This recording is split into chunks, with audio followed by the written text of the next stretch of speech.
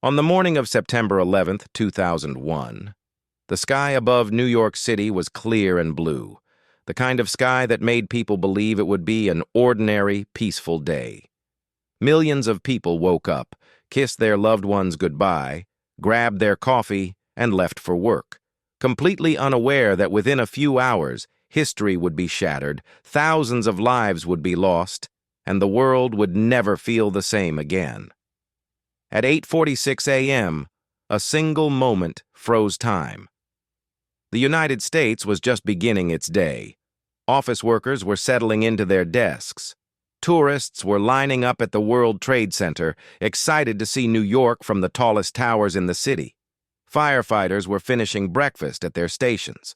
Parents dropped children at school, promising to see them later. Then, without warning, American Airlines Flight 11, hijacked by terrorists, crashed into the North Tower of the World Trade Center. At first, many believed it was a tragic accident. Smoke poured from the building, papers floated through the air like snow, and confusion spread across the streets. News channels rushed to report what they thought was a terrible aviation mistake. But this was only the beginning. Just 17 minutes later, as millions watched the burning tower live on television, a second plane, United Airlines Flight 175, slammed into the South Tower. In that moment, the truth became horrifyingly clear. This was not an accident. America was under attack. Screams echoed through the streets. People ran covered in ash and dust. Emergency sirens filled the air. The strongest nation on Earth suddenly felt vulnerable.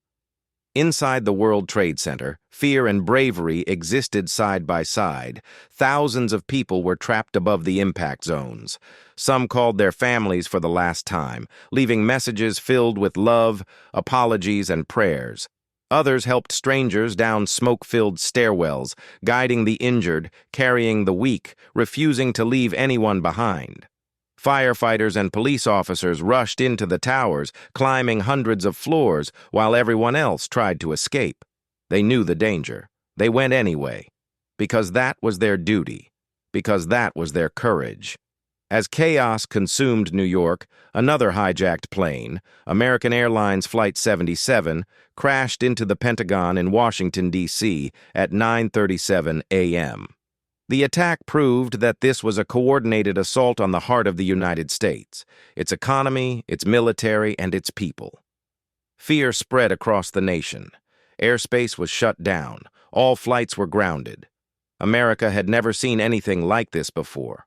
Flight 93.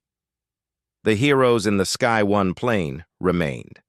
United Airlines Flight 93. The passengers learned about the earlier attacks through phone calls. They understood that their plane was part of the same deadly plan. Instead of waiting helplessly, they made a choice that would define heroism. They fought back.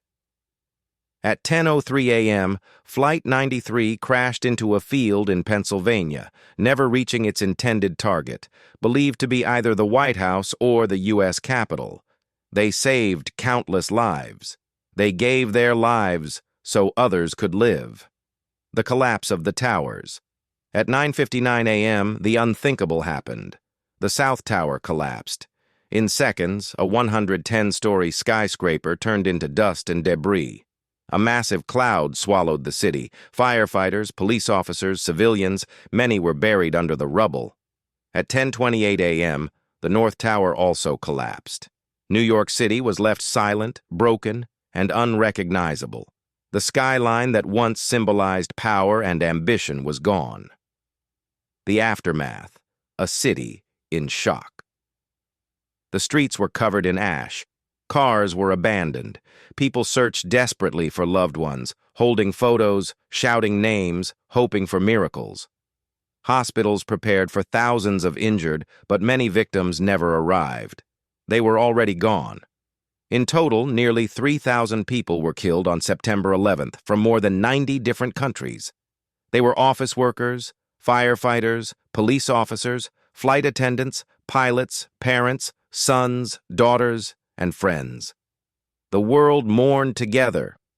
September 11th was not just an American tragedy, it was a global one. countries around the world expressed sympathy and support. Vigils were held in cities across Europe, Asia, Africa, and the Middle East.